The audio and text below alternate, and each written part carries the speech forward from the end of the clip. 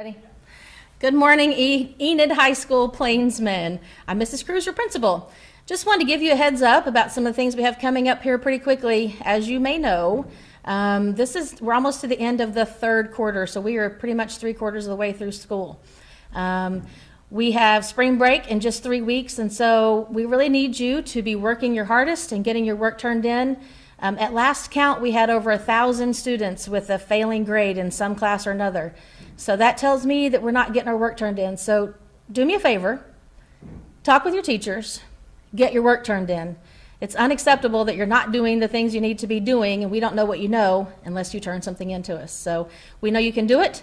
We want you to do it. We want to see everybody passing, and we're doing everything we can to be able to help you. We can't help you if we don't know what you need. Finally, pretty soon we will be here. It'll be April, and prom will be here. This is one of the big dates that we've all been trying to figure out. Can we have prom? Can we not have prom? And we worked really hard with Mr. McKinney and the junior class to be able to say, yes, we are having prom. It will be April 16th. That is a Friday, but we are going to manage it and work through it. And prom is going to actually be at the Stride Center this year so that we can socially distance. Masks are going to be required, and there are some rules with it that Mr. McKinney will be getting out to you sometime this week. That's all I've got for you, Plainsmen. I hope that you go out and make it a great day, because today is the best day that you could ever have. Awesome. Responsibility is a big thing for people who do activities through the school or even outside of school. Not only do you have to keep up with your homeworks and grades, but you also have to go to practices and games and then wake up the next day and come back to school and do it all over again. You are responsible for everything that you do. Sports through school and outside of school helps you with social interaction and helps you have a healthy lifestyle. Sports has made me want to continue through college. People think a sport is all about winning, but to me and my teammates, it's not about winning, but playing together and becoming better as a team, not as an individual. To me, being an athlete means representing my school and other athletes in an amazing way. You get to experience many fails and successes with each other. Supporting each other means school spirit, so it's really nice to see other students there supporting each other.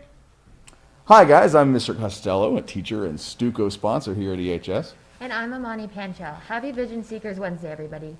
We're here for the EHS Student Council to talk about this week's Great Expectations Principle of the Week. This week it's courage. It's the mental or moral strength to persevere and withstand danger, fear, or difficulty. As American writer and poet Ralph Waldo Emerson, the same one we named Emerson Middle School for, once said, "Whatever you do, you need courage. Whatever course you decide upon, there is always someone to tell you that you are wrong. There are always difficulties arising that tempt you to believe your critics are right.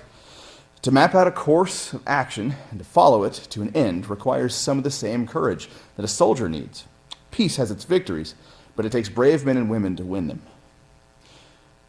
I've seen a lot of students and teachers lose their courage when facing a setback or criticism. And just remember, if you're doing the right thing, if you're making your family, your friends, and yourself proud, keep pushing. It'll be more worth it in the end. How can you be more courageous in making a positive impact here at EHS? Is it being brave enough to ask your teacher for help? Is it fighting through distractions or interruptions to be a stronger learner? No matter how you show it, let's help each other be courageous in reaching our goals and being the best versions of ourselves. Have a great day, EHS. Good morning, Pacers and Plainsmen. Miss Dunham here to introduce your Vision Seeker lesson for this week. Miss Bird and I were asked to create this lesson. As you watch the videos, we encourage you to take notice of how the words relate to you and your life and how they invoke feelings and emotions for you.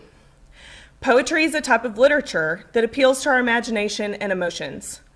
Poets accomplish this with the language they use. They pick words based on their meaning, the way they sound, the rhythm they create. Most of the time, poems require a lot of analysis because the meaning is hidden between the lines and needs to be interpreted. Spoken word poetry contains the same emotional focus as written poetry, but it's easier to understand because there aren't meanings hidden in the words. It's also meant to be heard rather than read, kind of like live theater. The poet's goal is to get a reaction from the audience. We're going to be listening to an amazing example of spoken word poetry in our lesson today.